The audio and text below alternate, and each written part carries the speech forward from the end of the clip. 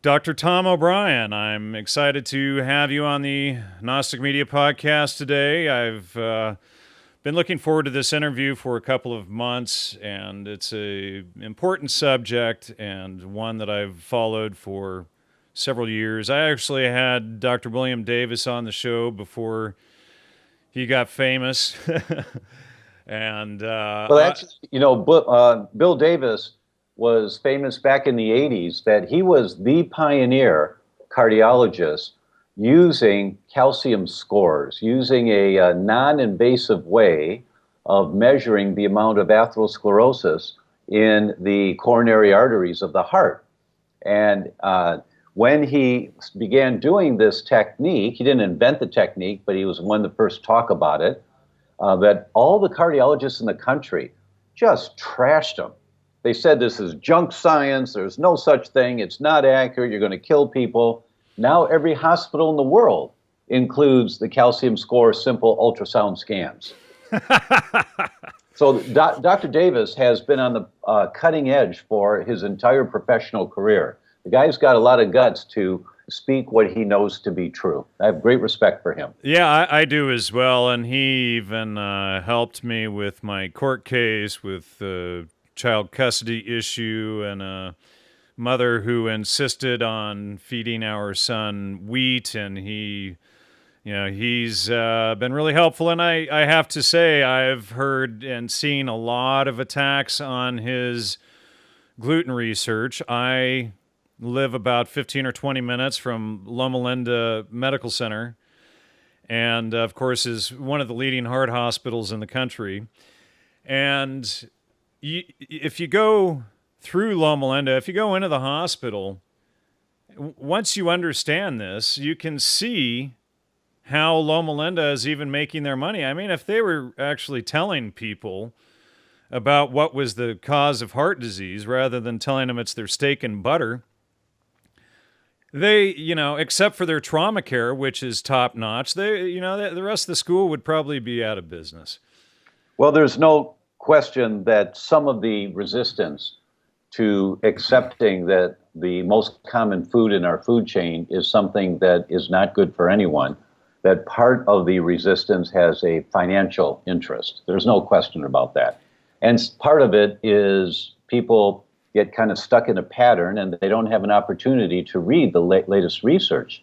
Most doctors are just too busy, and they'll look at one journal that comes out in their area of expertise, perhaps a month. They'll subscribe to one and they read it and they go to seminars on occasion, but they're just so dialed down and focused on what they're trying to do. Most doctors, the vast majority of healthcare professionals came into the industry because they have passion and they really want to help people. But they got trained in a system that just does not work. The World Health Organization rates the United States second in overall quality of healthcare. Second from the bottom. Second from the bottom. It was the World Health Organization the other day that claimed that red meat and bacon is bad for you. I don't put much into what they have to say. I mean, they're peddling disease more than anything. Well, there are a number of studies that say that excess red meat can be a problem for some people, but unfortunately, the researchers that do those studies, they don't differentiate between grass-fed red meat and corn-fed red meat, and you completely change the structure of the meat. Absolutely. Depending on how the animal is fed. Well, and not only that, all the inflammation that the animals suffer, and then all of the, it's. And I asked Davis this, if he felt that the molds and things in the meat might transfer over, that the animal ate might transfer over to the meat, and he didn't think so, but I wouldn't be surprised if all the mold from the grains that the cattle are fed go over. But you're exactly right, and even, Denise Manger, at the time she was 23, an English major, and she completely debunked the China study. Yes. And, she just completely trashed it. And then these two doctors, now I'm forgetting their names, they did a miserable effort at trying to rebut her. Yes. and she clobbered them worse again and again as it went on. And she took all of their same numbers and showed that it was wheat and actually vegetables could cause more cancer in the way that they had put it, especially with a low-fat diet, et cetera. But you know what? We should probably dive into this interview.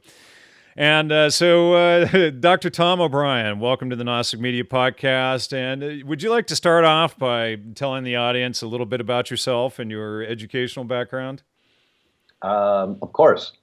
35 years ago, I was in my internship for my training as a chiropractor, and my ex and I could not get pregnant.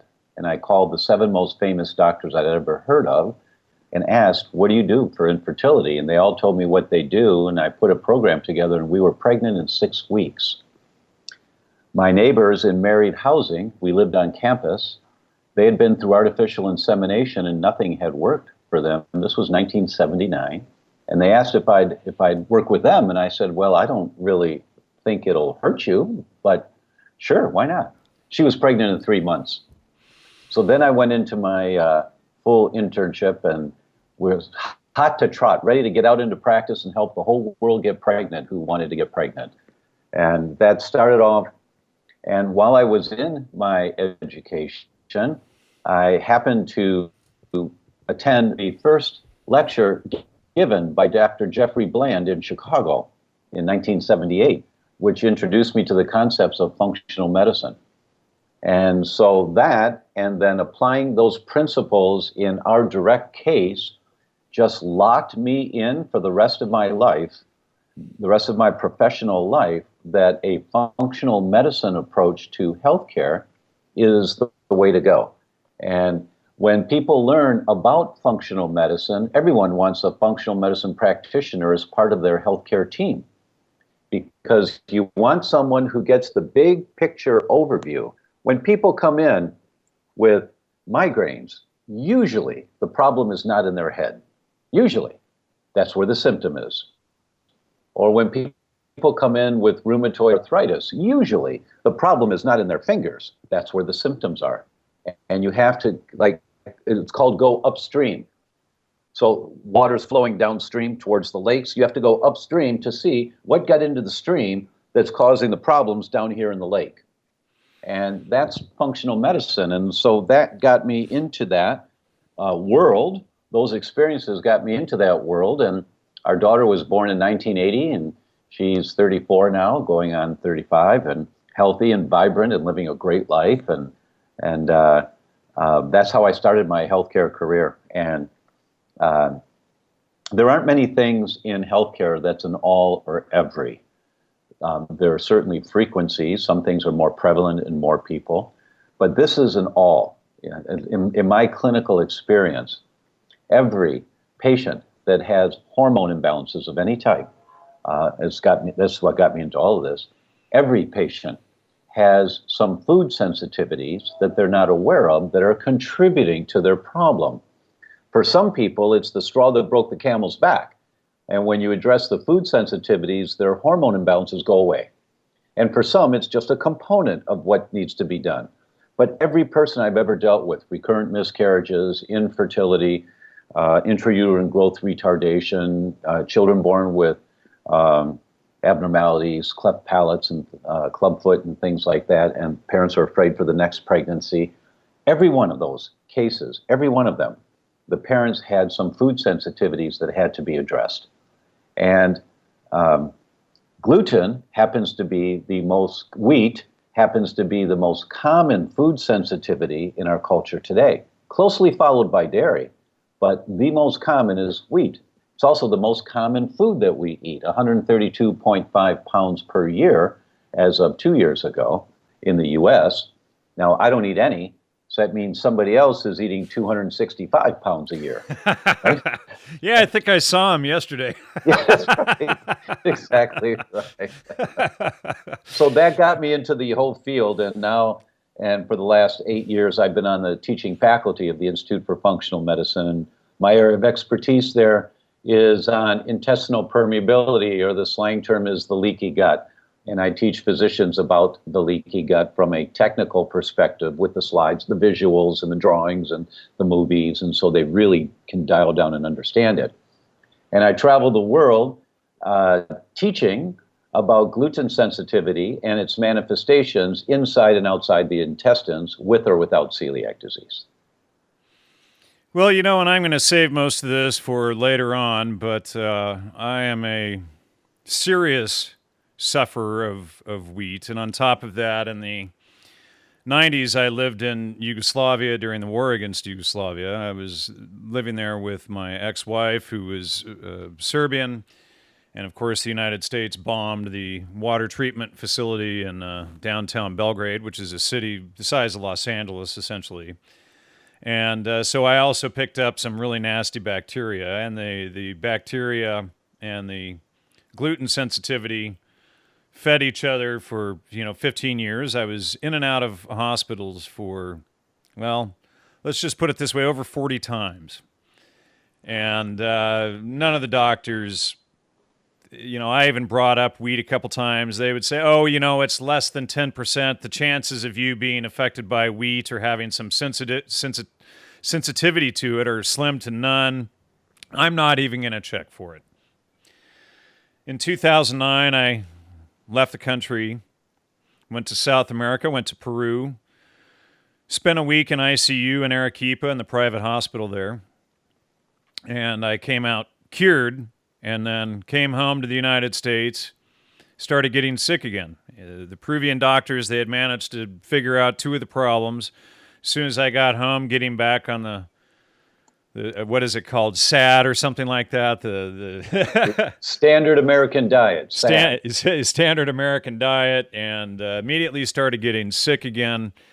In 2000, I think it was 2011, I came across Bill Davis's work, whom I interviewed, and he was really helpful. He's really the one who got me back on track and ended the extreme abdominal pain, etc.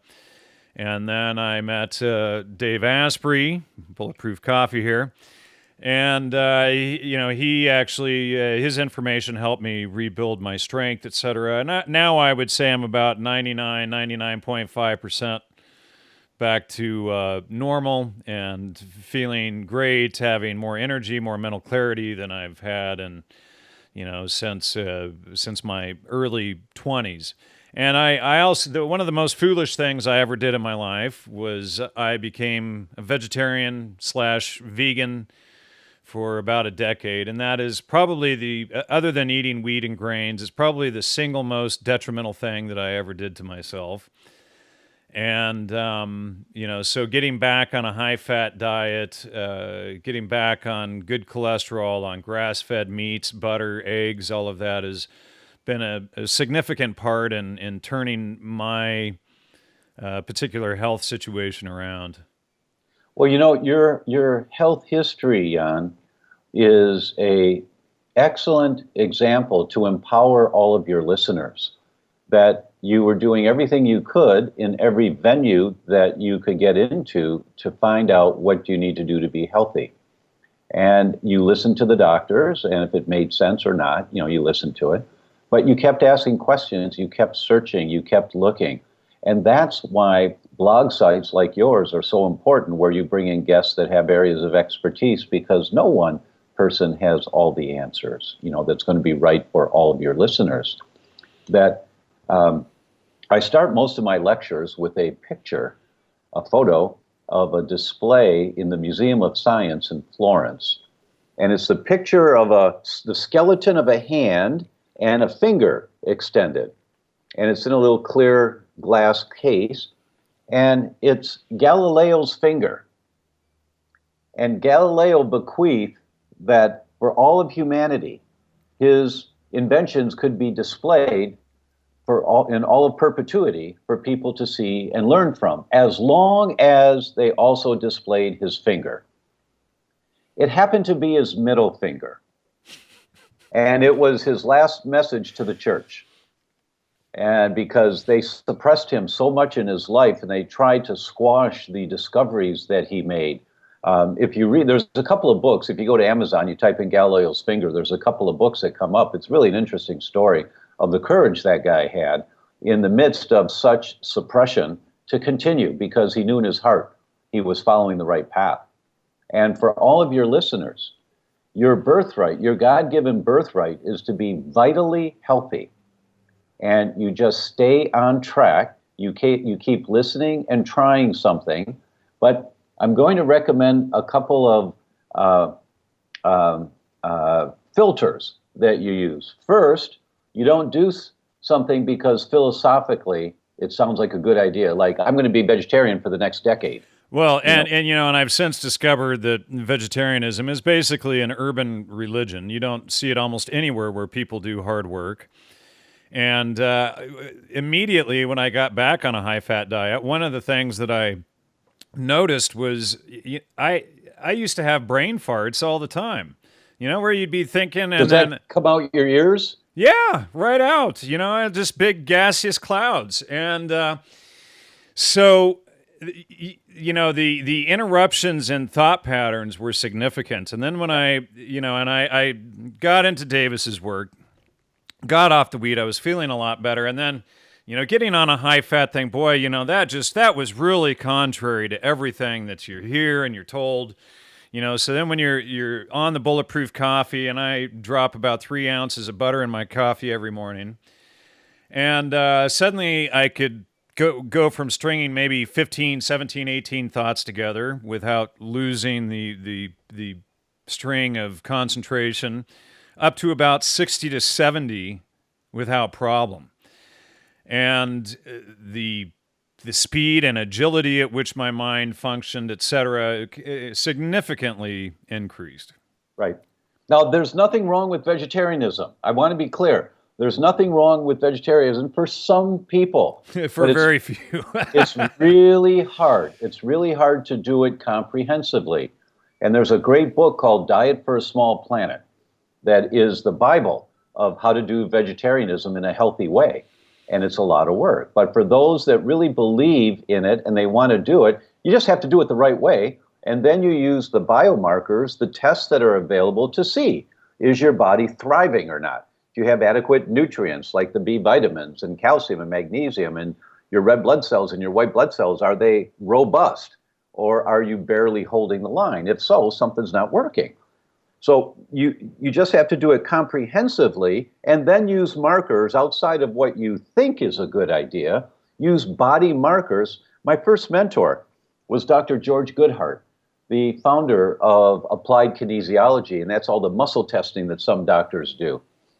And he would say this all the time, is that body language never lies. It never lies. Some people can speak French, some people can speak Spanish, some people can speak multiple languages, but not many people speak body. And you have to learn how to speak body with your own body. You have to get out of your head of what you think should be happening and observe what is happening. So you use blood tests, simple urine tests, simple things. They don't have to be really sophisticated, expensive tests. And you just start screening to see, is my body functioning adequately right now? If not, all right, let's do some research and let's figure out what I have to tweak. And then you start tweaking. So your health history, Jan, is a really good example. You just stayed focused on the path, and it took you quite a while. But you've dialed it down now. You have found what works for your body really well. 15 years and a week in ICU. Yeah. High five to you, man. Way to go. High five. Thanks. Yeah. So, all right. Well, how did you become involved in wheat research? Well, my good friend David Perlmutter gave a presentation in 2001. And he talked about a study that had just been published in the journal Neurology. And it was a study of 10 people that had unrelenting migraines. They were so bad they couldn't work, and they were all in workman's compensation for an average of 8 years. So the average was 8 years of not working, not being able to work because you're suffering so much. And those are not malingerers. Those are not people that are faking. You can't fake the system for 8 years when you're suffering with migraines. And the medications didn't work. And I just started thinking about what's it like in that family? What's it like for the kids in that family? It's like, shh, shh, dad's got a headache. Shh, quiet. What kind of suppression must be in that house when the kids are growing up? And how much stress is in that family that they have no income coming in, and they've gone through their life savings, and they've gone through their retirement accounts. They're just trying to survive and figure out what to do. And it just grabbed me. So I ordered the study. And I read the study, and why Dr. Perlmutter talked about it is that the doctor put all 10 of these patients on a gluten-free diet. None of them were celiacs. They had non-celiac gluten sensitivity. None of them were celiacs. And 7 out of 10 never had a headache again. 2 out of 10 had partial relief, and the 10th one refused the diet. So I read that study in detail to understand, and they showed the MRIs of these people and the lesions in their brain from it. Now we know 20% of all celiac kids have lesions in their brain. 50% of all adults that have brain symptoms like headaches when they're exposed to gluten have lesions in their brain if they're now meticulous on a gluten-free diet. And if they're not meticulous and have gluten once in a while because it doesn't trigger the headaches too bad, 100% of them have lesions in the brain. We know that now. So I ordered that study, and I read the study, and in the back, of course, are the references that the author uses, and I ordered the references. And I read the references. In the back of their studies were studies that the authors were using, and I ordered those studies. And I just started. And the process has been going on now fairly aggressively for, about a decade and a half, about 15 years. It sounds to me like you're sort of into the type of research that I am, tracking down primaries as far as you can go with them. Oh, my goodness, yes. If you want to be healthy, for all of your listeners, you want to be healthy, it's not the latest version of coenzyme Q10 that's going to do it for you. It's not if you take an extra couple thousand units of vitamin C a day that's going to do it for you. Those things help. Those things are supportive. But what's the foundation? What's the foundation behind all of it? The foundation behind all of it, as far as I know, all degenerative disease is inflammation. So at the cellular level, it's always inflamed. It just depends. Is it your brain cell or your liver cell, your kidney cell or your muscle cell? Where is the inflammation manifesting? And that's determined by the weak link in your chain. You pull at a chain, it breaks at the weakest link. It's at one end, the middle, the other end. Your heart, your brain, your liver, your kidneys, wherever your genetic weak link is. But it's always inflammation. So the thing you want to do is stop pulling on the chain or cut down on the amount of pull on the chain. Well, what's pulling on the chain? Where's the inflammation coming from? The primary place it comes from is from what you put in your mouth. Now, there are other mechanisms behind it, but what you put in your mouth is the primary mechanism behind the systemic inflammation pulling on the chain, manifesting as the symptoms wherever the weak link in your chain is. Whether it's your head, your brain, your kidneys, your reproductive system, it's inflammation. And the primary contributor to inflammation for the vast majority of people is the food that you're selecting to eat.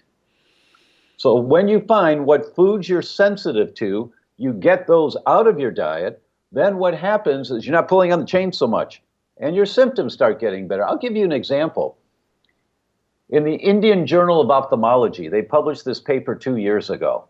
3.5-year-old child comes in with a tumor on the conjunctiva. That's the white part of the eye. So it's on the tumor. The tumor is above the pupil, the black part, on the white part of the eye. They diagnosed it as Kaposi sarcoma. That comes from HIV. That mom had HIV. But they checked the little girl's blood. She wasn't positive for HIV. So they wanted to do a biopsy. They wanted to cut the tumor out and then figure out where's this coming from. In order to do that, they have to put the child under a general anesthetic, knock her out.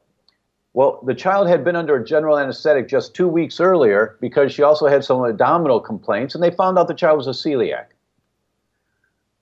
But the child had a reaction to the general anesthesia from the endoscopy that identified celiac disease. So the parents told the ophthalmologist, no, we'll wait a little bit before we put our child under a general anesthetic again. We'll wait, we'll do it, but of course we'll wait. So the only thing they did was they put the child on a gluten-free diet because the child had been diagnosed with celiac disease. And you see this picture, this big, ugly spider vein lesion tumor on the conjunctiva of the eye.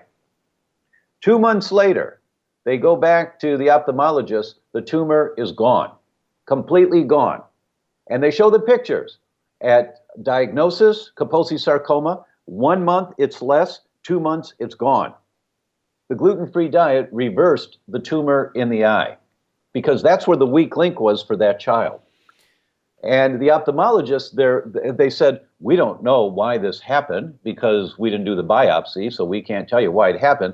But it makes sense that, of course, you know, if someone presents with a tumor in their eye, you might want to check them for sensitivity to gluten because it certainly helped with this child.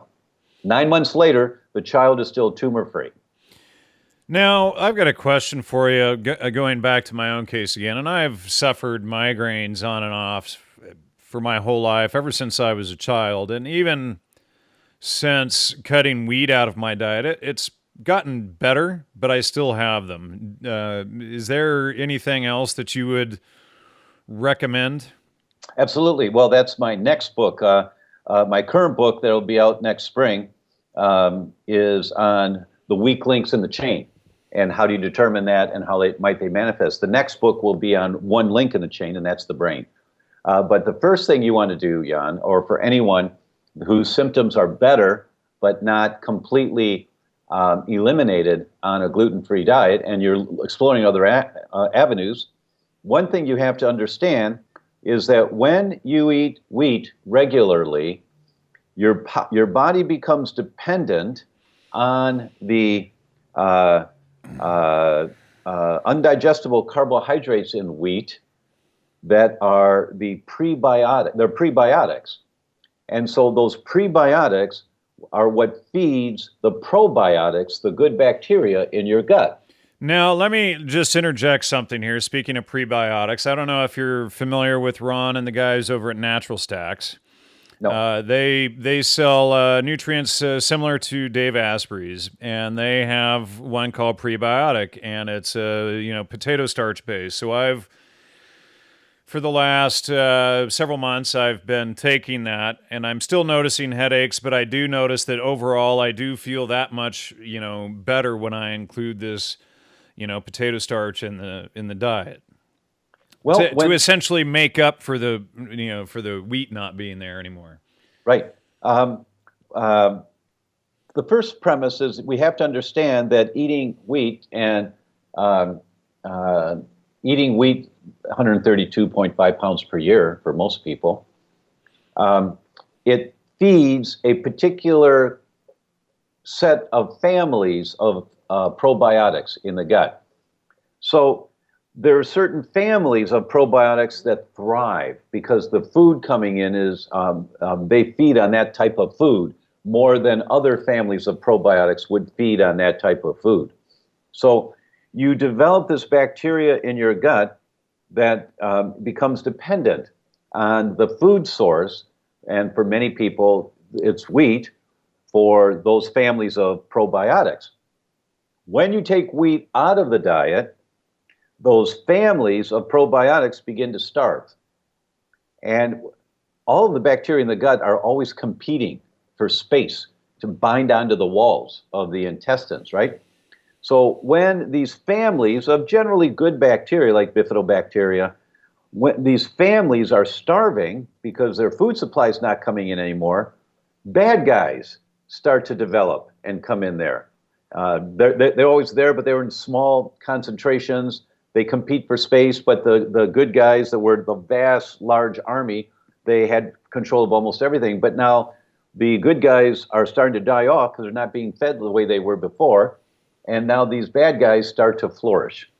And that can manifest a couple of ways. It can manifest as something called small intestinal bacteria overgrowth, SIBO, S-I-B-O. That's very common in our culture. Anyone that has any burping, belching, bad breath, taste food hours after you eat it, that suggests that there might be an imbalance in the small intestine that you need to look at. Or it can manifest in the large intestine, and that can be more of an inflammatory state. that the vast majority of the good bacteria are in the large intestine. Now, there's so much research coming out now. I'm not exaggerating. Every week, there are 15, 20, 25 studies published every week now on the impact of the good bacteria, I should say the bacteria, good or bad, the bacteria in your gut and how it modulates, that's a fancy word for controls, the function of your brain. That your neurotransmitters, the nerve hormones that are produced in the brain are controlled by the bacteria in your gut. Now listen to this. For every one nerve pathway carrying the message from the brain down to the gut, telling the gut what to do, there are 9 nerve pathways from the gut going to the brain, telling the brain what to do. The ratio is 9 to 1. That the messages coming from the gut going up to the brain far, far exceed the messages from the brain going down to the gut. Well, what are the messages in the gut that are going up to the brain? They are, here's an example. They just published this year on this. I was just speaking about it at the Gut Brain Conference a couple of weeks ago. We know in brain degenerative diseases, such as Parkinson's and Alzheimer's, that there are these proteins that get twisted. They're called misfolded. They get twisted around. And if the protein that gets twisted is one called alpha-synuclein, it's a big Scrabble word, it has a magnetic pull to the area of the brain where it accumulates and it causes Parkinson's. If the protein that gets twisted is called beta amyloid, it has a magnetic pull to the area of the brain and deposits there and it causes Alzheimer's. So we know that it's these misfolded proteins that kill off the nerve cells in different areas of the brain, causing the eventual symptom and diagnosis of Parkinson's or Alzheimer's. What they've just discovered is that those proteins are misfolded in the gut by bacteria in the gut. And then these misfolded proteins go right through the walls of the intestines into the submucosa inside the tissue, and they go into the nerves in the intestines called the enteric nerves, and they start following the enteric nerves going back into the spine, into what's called the vagus nerve. It's a great big nerve, and they go up the vagus nerve all the way up to the brain where they get deposited. So you've got bacteria in the gut twisting proteins. These proteins do not require intestinal permeability. It's called lipid raft transcytosis. They go right through the walls of the intestines inside. They get into the nerves, and they go nerve cell to nerve cell, nerve cell to nerve cell. And what the researchers say is connectivity, not proximity, that determines where these proteins go. So they go from one nerve cell that's connected to the next nerve cell that's connected to the next nerve cell. They don't go off into the fat tissue that's off to the side of the nerve cell. And that's the way mad cow disease happens. It starts in the gut, goes up your brain. Well, now they know Parkinson's and Alzheimer's have this component to them also. So how critical? Interesting. So it's a similar relation to Creutzfeldt-Jakob's disease. Now, I just a quick question for you, because in my own studies, I had found correlations to all of this low-fat, low-cholesterol diet and statin drugs relating also to Alzheimer's and Parkinson's. Can you add anything to that? I cannot. I'm not familiar with those studies. All right. So anyway, go ahead on your train of thought there. Okay. So the environment of your intestines, people ask me all the time, what's the top 3 things we should do? The primary thing that we all need to think of for ourselves and our children, the primary thing is to have the healthiest microbiome, the healthiest environment in your gut possible. Excuse me. Listen, there are 10 times more cells of the good bacteria in your gut than all the cells in your body put together. All your muscle cells, bone cells, skin cells, organ cells, add them all up. There's 10 times more cells of the good bacteria in the gut. And that bacteria has 150 to 200, depending on the study you read, times more genes than the human genome. The human genome is 23,000 genes. The microbiome in your gut has 150 to 200 times more genes. Now, genes control function. Genes turn proteins on, turn proteins off, turn enzymes on, turn enzymes off. Genes determine what happens. So the genes in your gut have 150 times more influence than the human genes. That's one reason why there's 9 times more pathways carrying messages up to the brain from the gut than there is from the brain going down to the gut. Because these genes in your gut are sending messages up saying, I need more GABA. That's a hormone that helps you feel calm. I need more GABA, or I need more serotonin. That's a hormone that helps you sleep. Or I need more melatonin. That's the hormone that helps you sleep. Serotonin is the hormone that helps you relax and not get depressed and just keep you visually engaged in the world. So the production of all of these hormones is controlled by the bacteria in your gut. So how important is it to realize that you shouldn't be drinking Coca-Cola? Because that just goes down there and kills. It just kills stuff. It kills bacteria. It kills the good bacteria. So we won't go into Coca-Cola. But the point is, hey, pick on Pepsi. I did an extreme there. The point is, the foods you select to eat have a major role in which bacteria thrive in your gut and which bacteria don't get supported. So the problem with wheat is that it's a pretty good prebiotic for good bacteria in your gut. And one of the problems with the gluten-free diet is when you stop eating wheat, you lose your prebiotic feeding. And so you have to replace it. You have to replace it. So I tell every patient, 1 forkful a day of fermented vegetables. I don't care which ones. It can be sauerkraut, kimchi, miso. You switch them out. You know, at Whole Foods, they've got 10 different types of non-pasteurized fermented vegetables. There's the curry flavor. There's the cumin flavor. There's, all the different flavors. So I buy 10 of them and I put them in the refrigerator. And I just take a forkful and say, I don't really like that one very much. And I don't eat that one very often, but I will once in a while because I think I need all the varieties. But, the one, I'll just take a forkful every day. And you're just helping this much.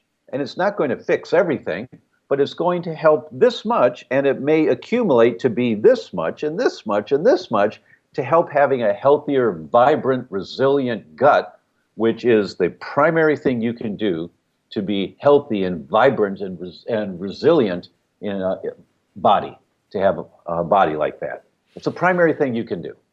Now, with, obviously Dave Asprey has raised a lot of issues regarding mold and things like that in food, and sauerkraut and all these work on mold. And you do need to be, I think, careful in where you're getting that stuff. Now, and I'm forgetting the name of the specific, what is it, bacteria or whatever that they make sauerkraut and stuff out of. What's the name of that?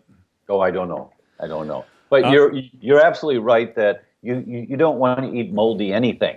Well, and I've actually had people, when I brought up the issues about mold in wheat and other foods, people tell, no, mold is good, just period, flat. All mold is a great thing. Let's go lick the black mold off the bathroom or wherever, that kind of stuff. Well, that's just someone that hasn't read the science. They just don't know. One of the reasons why we have so many problems today with food, one of the reasons, is that we have the same immune systems as our ancestors thousands and thousands of years ago. It's exactly the same. And as my good friend Dr. Mark Houston would say, the body has a limited number of options to address an unlimited number of insults. That our ancestors, the only things that they had to worry about in terms of all this good bacteria in the gut and why we have 70% of our immune system in the gut, it's not in the bloodstream, 70% is in your gut. Why is it there? Because our ancestors had to have protection against bacteria and worms and viruses and mold and fungus. Those are the 5 things that they were exposed to, that our immune systems were designed to protect us from. Nowadays, nowadays our diets are so very different. There's bisphenol A. That's the chemical that softens plastic water bottles and many other things. 9 out of 10 newborn babies in 2013, 9 out of 10 newborn babies they checked had levels of bisphenol A in their blood at birth. It's in the placental artery at birth. At birth. And this stuff binds on estrogen receptor sites. It Absolutely. causes hormone-related cancers. It just alters us. Some of you have heard that men today have less than 30% of the testosterone that men 70 years ago had. And the norm now is much less than it used to be. And they're also slipping foods high in phytoestrogens into our diet, like soy. And I'm an avid,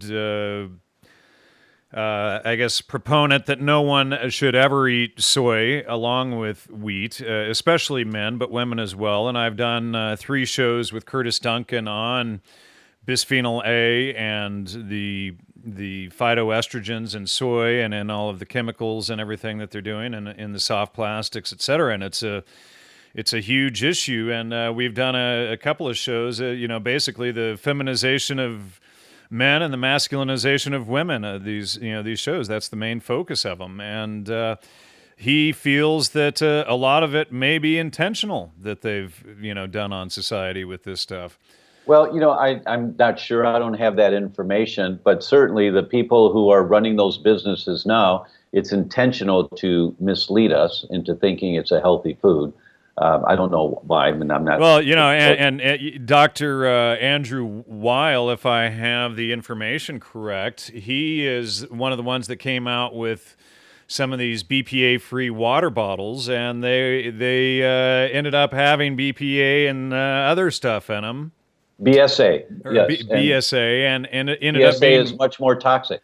Right, yeah. But, and Andrew Weil is supposed to be this big health professional. I met him several times years ago, et cetera. But anyway... Well, he's done a lot of good in the world. He's trained thousands of doctors. I mean, he has had a valuable contribution to our work in holistic healthcare. Well, he's also been a part of the entire fiasco with Tim Leary and the CIA, and I know that there's the official story that the public knows, but I've researched his background extensively, and the official story isn't exactly true, so I'm going to withhold my opinions about him. Why don't we go to...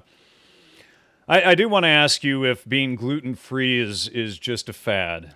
Oh, absolutely not. Absolutely not. Alessio Fasano is the chair of pediatric gastroenterology at Harvard, Mass General Hospital at Harvard. So all of the pediatric gastroenterologists have to train under him. And one of his teams just published a paper this year, and they looked at 4 groups. They looked at people recently diagnosed with celiac disease, so they've got lots of gut damage because they were just diagnosed. People who had been diagnosed with celiac disease on a gluten-free diet for 1 or 2 years. People that did not have celiac disease but had a problem with gluten, so they're non-celiac gluten-sensitive people. And then controls, people that didn't have any problem with wheat. They looked at all 4 people, and what did they find? They found that everyone, and their words were every human, when exposed to wheat, develops intestinal permeability. Immediately, not days later, immediately, everyone. Now, the fastest growing cells in the body are the inside lining of the intestines. You have a new body every 7 years. Every cell regenerates. Your bone cells regenerate, your brain cells regenerate. They all regenerate. Some of them are really slow, can take up to 7 years. Some of them are really quick, like the inside lining of your intestines every 3 days, 3 to 7 days. You have a whole new lining of your intestines, like the skin of a snake, right? So you eat toast for breakfast and you tear the lining of your intestines, intestinal permeability, but it heals. You have a sandwich for lunch, you tear the lining of the intestines, intestinal permeability, but it heals. You have pasta for dinner, you tear the lining of the intestines, intestinal permeability, but it heals. You have croutons on your salad, you have a cookie, you have a little muffin when you get your coffee at the store or at the coffee shop. Day in, day out, tearing the lining, tearing the lining, tearing the lining, tearing the lining, tearing the lining, until one day you cross that imaginary threshold, wherever that threshold is for you. It could be when you're 2 years old, 22 years old, 62 years old, wherever that threshold is, you cross that threshold. It's called loss of oral tolerance. You can't tolerate this anymore, and now you don't heal. Now you get pathogenic intestinal permeability or the leaky gut. And see, your intestines are 20 to 25 feet long. It goes from the mouth, it winds around in the abdomen and out the other end, right? Why is it so long? Because some foods take a really long time to digest. Our enzymes break them down, but it takes a while. They're tougher to digest. And so food, if you think of food like a raspberry, it's got a lot of parts that all look the same. The enzymes that we have are designed to break down the raspberry into clumps, and then smaller clumps, and then smaller clumps until they're really tiny. And the inside lining of the intestines is covered with a cheesecloth. So only really tiny molecules can get through the cheesecloth. And if bigger molecules try to go through, nope, you can't get through. Just keep going down the intestines. Let the digestive juices break you down more. When you're small enough, you'll get through. And so that lining of the intestines, that cheesecloth called the epithelial lining, prevents bigger molecules from getting through. It's a beautiful system. But when you've crossed that imaginary line and you've lost oral tolerance, now you get tears in the cheesecloth. So now you eat a meal, and the food's being digested the way it normally is. Your enzymes are working as best as they can, hopefully good enough. They're working as best as they can. But now you got tears in cheesecloth, so this molecule that might bump up against it and can't get in, now it gets in because there's a tear in the cheesecloth. That's called a macromolecule, a big molecule. That gets into your bloodstream, and your immune system says, whoa, what's this? This is not good for me. I can't make new bone cells or nerve hormones or muscle cells with this. I better fight this. This is not like a 2x4 to build my house with. I better fight this macromolecule. Now you make antibodies to bananas, if it was a banana molecule. Or now you make antibodies to beef or to chicken. And these are the people that do a 99 food panel to see what they might be sensitive to. And they come back allergic to 20 or 30 foods. And they say, oh my God, that's everything I eat. Well, of course it is. Because your immune system is trying to protect you because the stuff's getting through because you got tears in the cheesecloth because you're eating a food that keeps tearing the cheesecloth, tearing the cheesecloth, tearing the cheesecloth. And you're exposed to so many toxic chemicals, your immune system is so strung out in your gut that it can't deal with that minor irritant wheat anymore. So it starts firing chemical bullets at wheat. And now you tear the cheesecloth and you don't heal. And now all these macromolecules get in and you're allergic to 30 foods. And your symptoms may be migraines. Or your symptoms might be PMS. Or your symptoms might be ovarian cysts. Or rheumatoid arthritis, or psoriasis. It just depends on where the weak link in the chain is as to where it happens. But the first thing you have to do is heal the gut. That's the first thing, because it's a foundational problem. And to heal the gut, you have to stop throwing gasoline on the fire. So you have to find out where's the gasoline coming from. And if the gasoline is wheat, you got to get it out of there. And you can't have a little once in a while. You can't be a little pregnant. You can't have a little wheat. If you've crossed the line and you have elevated antibodies to wheat. Here's that one comment that you hear often. I'm sure you've heard it 1,000 times. Well, if I quit eating wheat, then my intolerance to wheat will grow much worse. If you have a sensitivity to wheat, if you have elevated antibodies to any of the peptides of wheat, it's permanent. It doesn't get worse. It's permanent. It only gets worse if you keep eating it. That there's something called a memory B cell. Now, if you get a vaccination, say for measles, they give you a shot of the bug measles. And your brain says, whoa, what's this? This is not good for me. I better fight this. And in your immune system, you've got generals, Army, Air Force, Marine Corps generals sitting around with nothing to do. And your brain says, yo, general, take care of this. You know, or General Measles, take care of this. General Measles builds an assembly line. The assembly line starts producing soldiers. Those soldiers are trained to go after measles. That's all they do is go after measles. They're called antibodies. So now you've got these soldiers going around in the bloodstream looking for measles.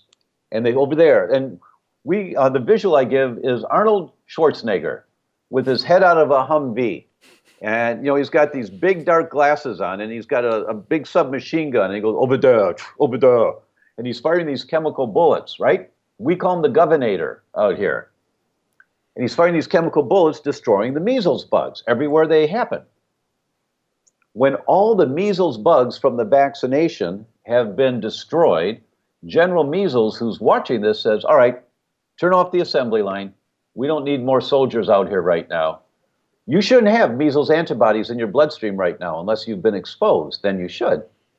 But General Measles is now vigilant the rest of his life. If measles ever shows up, if you're on a plane, somebody coughs and some measles bugs and you inhale measles bugs, they get into your bloodstream, General Measles is vigilant for the rest of his life. He just has to flip the switch and turn on the assembly line. He doesn't have to build the assembly line that takes months.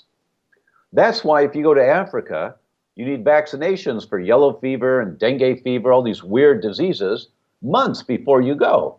But if you go back 15 years later to visit again, you just need a booster shot 2 weeks before you go. You just have to wake up general yellow fever, general dengue fever, and they start producing the antibodies so that you're protected when you go.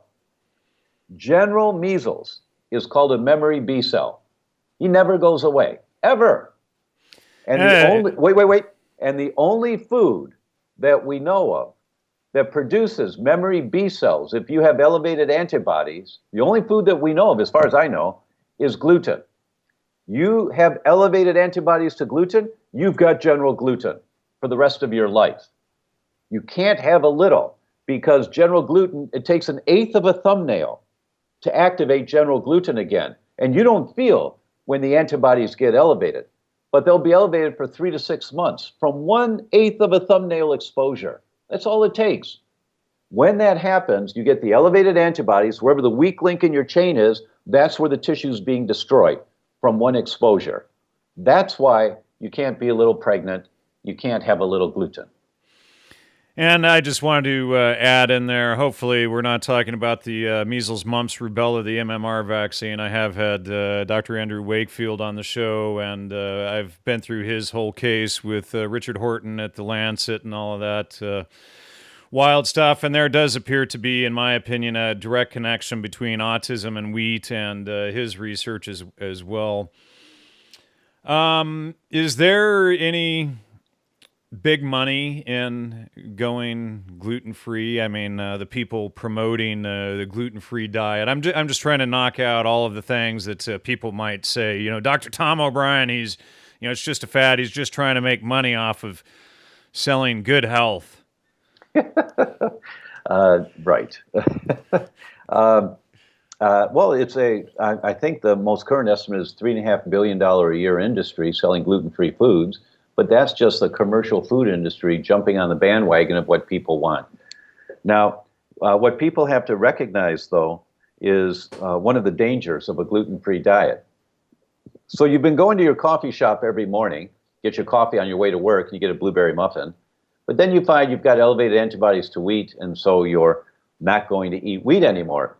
So now you go to the coffee shop, you get your coffee, and you just look at that blueberry muffin and say, no, I'm not going to do it. I've got strength, I'm not going to do it. Next morning, you go in and you get your coffee, and oh man, no, not going to do it, not going to do it. Next morning, going in week after week after week, and you're proud of yourself that you're really following this, and you're getting better. You're noticing your symptoms are less, maybe losing a little weight, when whatever the weak link in your chain is starting to get stronger again. And then one day you go in and you order your coffee, and you see the sign, we have gluten-free blueberry muffins. Oh, I can get that. They're healthy for me. As a matter of fact, I can get 2. They're not healthy for you. It's still crap food. It's nothing but white paste. Right. So the gluten-free food market is not nutrient-dense food. Now, there's nothing wrong with having a gluten-free blueberry muffin once in a while. Who cares? But you can't have this stuff every day. That is when people go gluten-free and they gain weight. And not that they need to gain weight, but people get obese. They get extra weight. It's because they're eating this food, rationalizing it's healthy for them. No, it's just not as toxic for you. It's like Bill Davis's comment when he was on my show, less bad is not good. That's right. That's a really good way of saying it. Now, I personally feel there's nothing wrong with having treat once in a while, a blueberry muffin that's gluten-free once in a while. But you have to really understand this world because there's a huge problem in the gluten-free world right now. And that is that people don't realize what the studies tell us. If you're diagnosed with celiac disease, your chance of dying early in life of something, heart disease, cancer, diabetes, Alzheimer's, something, your chances of dying earlier than someone that doesn't have celiac disease, same age, same socioeconomic background, everything the same, your chance is 2 to 1. You're twice as likely of dying early in life when you're diagnosed with celiac disease, with or without a gluten-free diet. Children diagnosed with celiac disease have a 40% increased risk of suicide, with or without a gluten-free diet.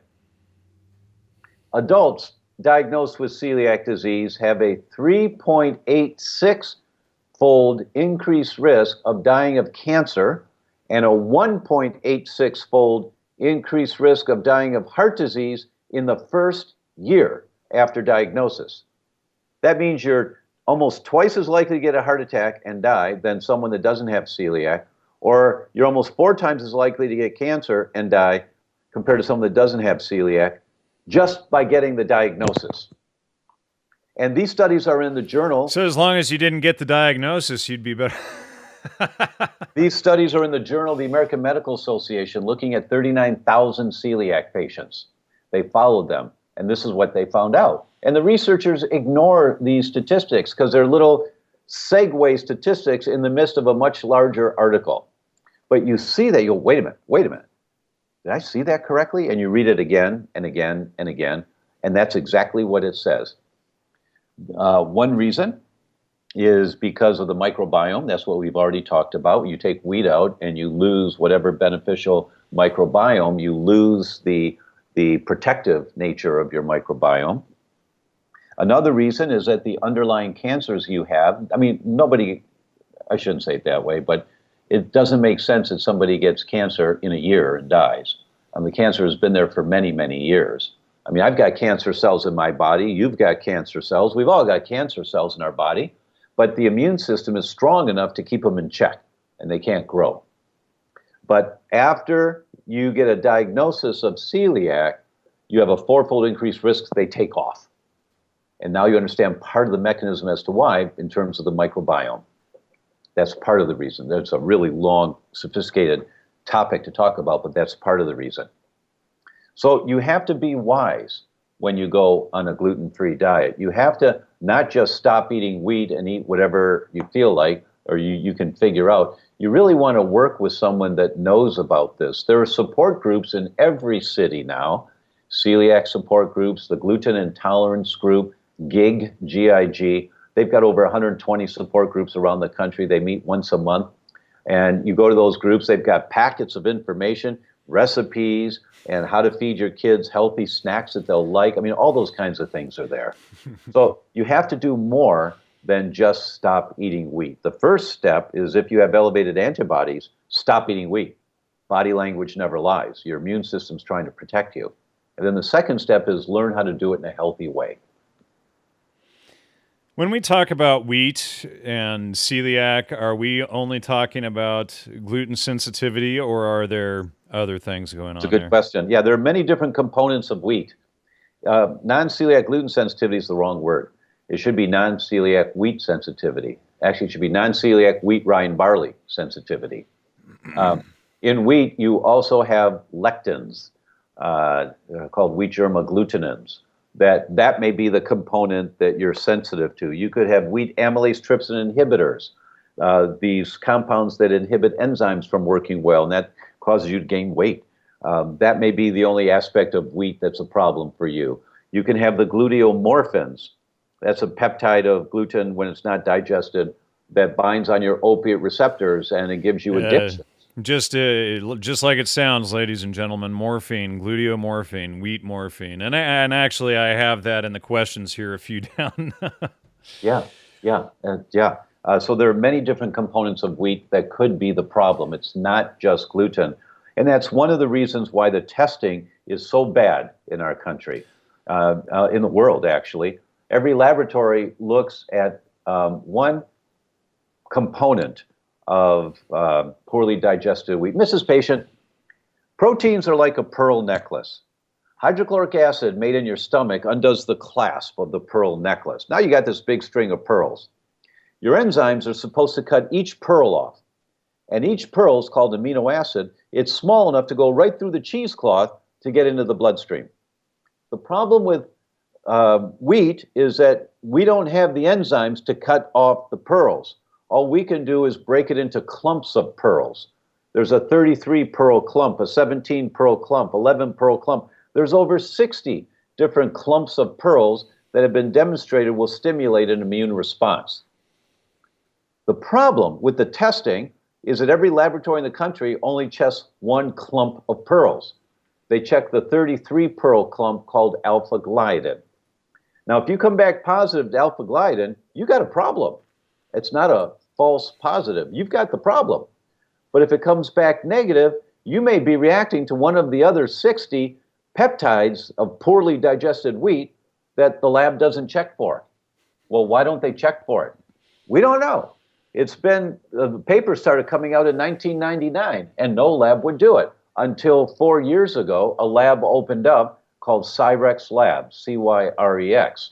And Cyrex, they check 10 different peptides of gluten. Now, for full disclosure, I helped open that laboratory.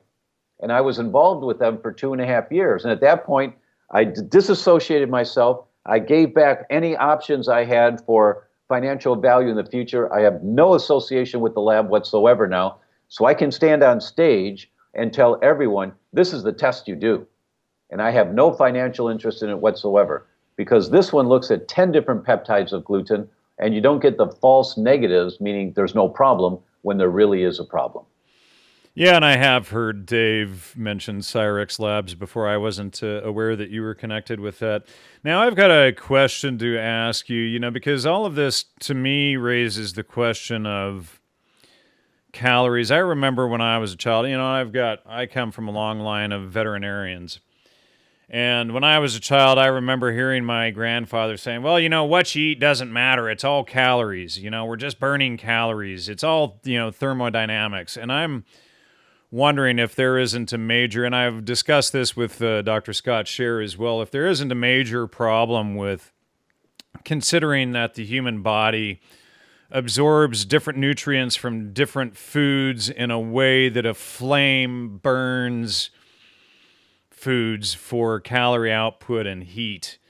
And obviously our bodies are absorbing these different nutrients, and each one of these things affects us differently. What do you think about that? Well, before I answer that, let me just say, for you with your occasional symptoms that you still have, do the Cyrex test.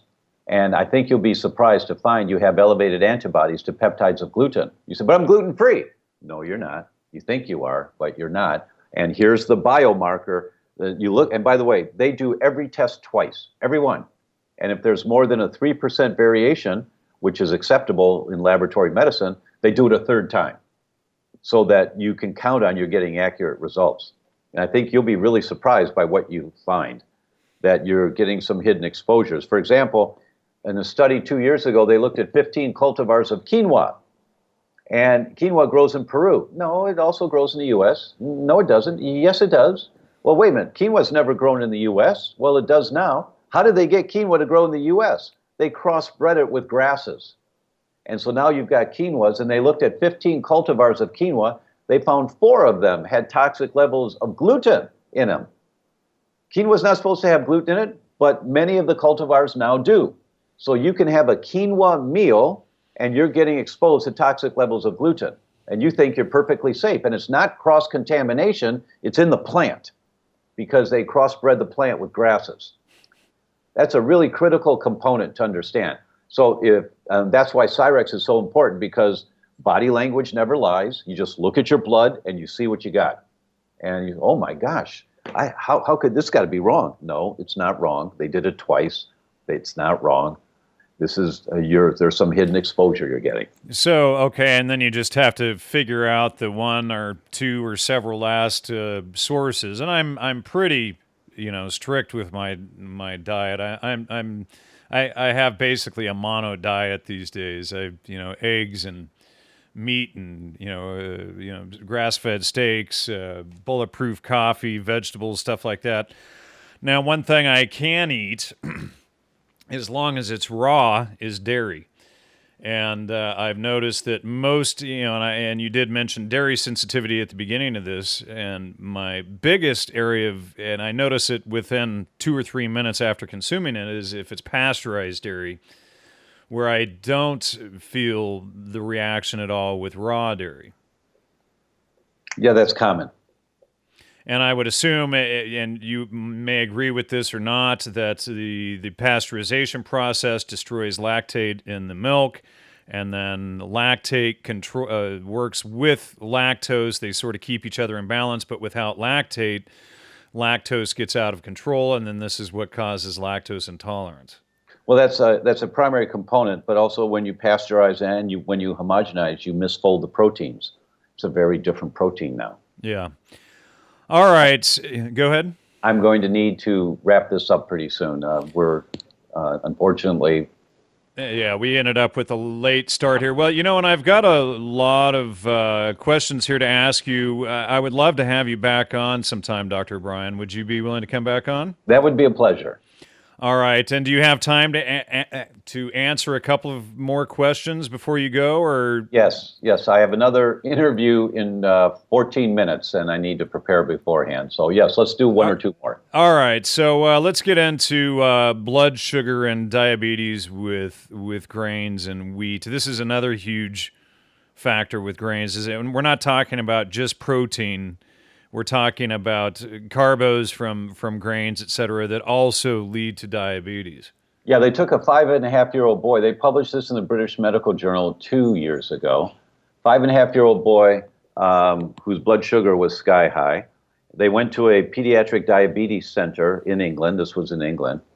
And they ran their tests. They found elevated antibodies killing off the pancreas and blood sugar high and classic pediatric diabetes. And the parents asked for some type of a program to save the beta cells of the pancreas. That's the cells that make insulin. And is there any way we can help save our son's beta cells so he doesn't need as much insulin? Now, this clinic was about to start a trial of gluten-free diets for these children. So they said, well, we're going to start this trial in another month or two, but your son's welcome to go gluten-free. We'll teach you how to do it. It's very safe, and we'll monitor him closely to make sure. But yeah, you can try that. Now, he was negative for celiac, and he was negative for alpha-gliadin antibodies, so there's no evidence of a sensitivity to gluten. But the parents decided, let's do this. So the whole family went gluten-free, which you have to do in that kind of a situation. And they gave the child insulin for 5 weeks, I think it was, and just to get him to stable down, just to kind of calm down that blood sugar regulating system a bit. Put him on a gluten-free diet, and they were able to reduce the insulin. They monitored the biomarker for diabetes is hemoglobin A1C, and they monitored his hemoglobin A1C. It kept going lower and lower and lower, closer to normal, closer, and then it got into the normal range. And they took him off insulin, and then it stayed in the normal range on a gluten-free diet. And they published the study 19 months after he was without insulin. And he said, this is extremely rare in children who present to us with these set of conditions, elevated antibodies, killing off the pancreas, high blood sugar. This is extremely rare that a child at this age can go without insulin. But he's doing fine. We're monitoring him regularly. And so the takeaways from the study, according to these authors, was gluten-free enhances insulin sensitivity, meaning the insulin you make works better. It gets into the cells and it helps the body use the sugar better. So even if you have lower levels of insulin, it's working better. And then they said gluten-free diet is safe, and gluten-free diet is recommended for consideration in any blood sugar abnormalities. That was a summary in the British Medical Journal. Child had no evidence of a problem with gluten, but they did it anyway, and that's the result. All right, and very quickly here, and I know we wanted to give the audience, something that you were wanting to give to listeners, essentially, and we'll get to that here just before I go. I do want to ask you, though, what about bad cholesterol and grains and heart disease? Not my area of expertise. Not your area. But what we do notice when you go gluten free, your HDL levels go up. That's the good cholesterol. Your total cholesterol may go up a little bit if you were deficient because you couldn't absorb fats, so you didn't have enough cholesterol, so it may go up a little, but the good cholesterol goes up with it. And then you stabilize. So your cholesterol, I've never seen a study that says cholesterol goes high on a gluten-free diet, but it will elevate if cholesterol was at the lower end beforehand. So it brings you up into a normal range. And a lot of people, it seems the medical industry doesn't really differentiate between LDL and HDL much, and there seems to be a lot of confusion. They seem to think that telling people not to eat steak and eggs and butter is going to be the solution to their health problems rather than cutting the grains. Yeah. It was 35 years ago that we came up with a test to look at total cholesterol in good guys and bad guys, good and bad cholesterol. That test is 35 years old. And 50% of the people that die of a first heart attack had normal cholesterol. So put that in your pipe. So wait a minute, 50% of the people have normal cholesterol, so you do a blood test to see if you're at risk, it comes back normal, and then those people can die of a heart attack? Yeah, 50% of people that die of a first heart attack have normal cholesterol levels. That means the test is not comprehensive.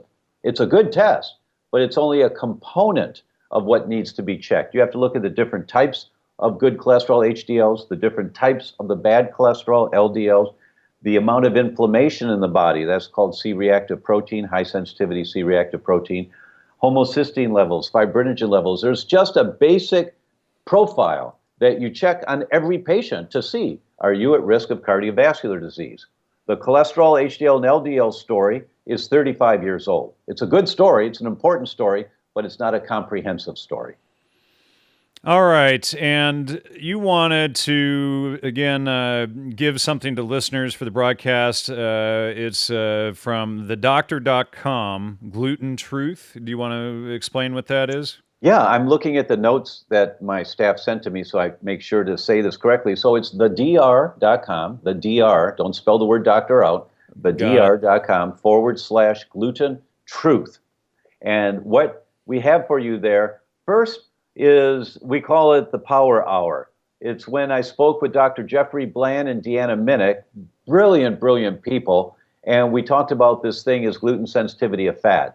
So it's there for you. The video interview is there, audio and video, and it's a great interview. When you listen to these scientists talk, you really see the big picture of it. And then I talk about how this fad thing ever came out and what a farce it is, and how angry it makes me, because tens of thousands of people hear this kind of hullabaloo and they don't know how to check into it more thoroughly, so they keep eating wheat. And then they get sicker and sicker. So that's the first one, is the Power Hour. Then there are 3 articles for you. One is called The Conundrum of Gluten Sensitivity, Why the Tests Are Often Wrong. And so I wrote that article in a way that you can read it and understand it, and then take it to your doctor and have him read it, and so he can order the right tests for you. If you order the wrong test, you have the risk of getting a false answer. So there's only one lab in the country so far that's doing the comprehensive test. So that's called The Conundrum of Gluten Sensitivities. And the next thing is the U.S. Perspective on Gluten-Related Diseases. This is a paper that was written at Harvard last year on kind of the big picture overview about celiac and non-celiac gluten sensitivity and gluteomorphins and all that. So the listening audience can read a paper that's not too technical at all, so that you guys get a big picture. And that's all available for you. Oh, plus there's a $10 coupon to use for, there are some products on our website, like digestive enzymes. There's only one digestive enzyme that works. I told you about the quinoa story, and there's so much more, and perhaps the next time we're together we can talk about that. But the bullet point here is that there's only one enzyme that digests 99% of all gluten within 60 minutes. And that's on our website. That's called GI Shield. It's a critically important concept because the other gluten digestive enzymes out there, they're good, they help, but they take 3 hours, 4 hours, 5 hours. And if any of this undigested pearl necklace gets from the stomach into the intestines, right in the beginning of the small intestine, that's where the sentries are standing guard. If anything gets in here that shouldn't get in here, they're called dendritic cells. If anything gets in that shouldn't get in, they get activated right away, and here comes the whole systemic inflammation. So if you're taking something that takes 3 hours to work, you missed it. So you've got to get this stuff digested right away. And this is the first thing ever to come on the market that does this. 99% within 60 minutes. That's called GI Shield. And so there's a $10 coupon for you at thedoctor.com/gluten truth. All right, thank you so much. And Dr. Brian, your websites, and you also put together a conference on gluten as well. Do you have the website for that as well so people can look up that? Yes, yes. I interviewed 29 of the world's leaders. I traveled the world. I went to Oxford, England to interview the godfather of celiac diagnosis, Professor Michael Marsh. Bologna, Italy, Professor Umberto Volta, the godfather of non-celiac gluten sensitivity. So I read their research articles. So I talked to these guys and I asked them the questions that I know they're really good at, and then I interpret it into everyday language so that everyone can understand it. And we've had over 200,000 people listen to this. And you listen to the Gluten Summit, and you've got the big picture about how gluten is a problem and how it can manifest. And that website is theglutensummit.com. All right, Dr. O'Brien, thank you very much for your time, and I will reach out to Laura and schedule you to come back on as soon as possible so that we can finish this up. I have a lot more that I wanted to talk to you about. So, again, thank you for your time. Thank you for your research and for helping so many people and helping to get the word out about all of this. Jan, thank you very much for the opportunity. All right. You're welcome, and have a good day. Enjoy your next interview. Thank you. All right. Take care.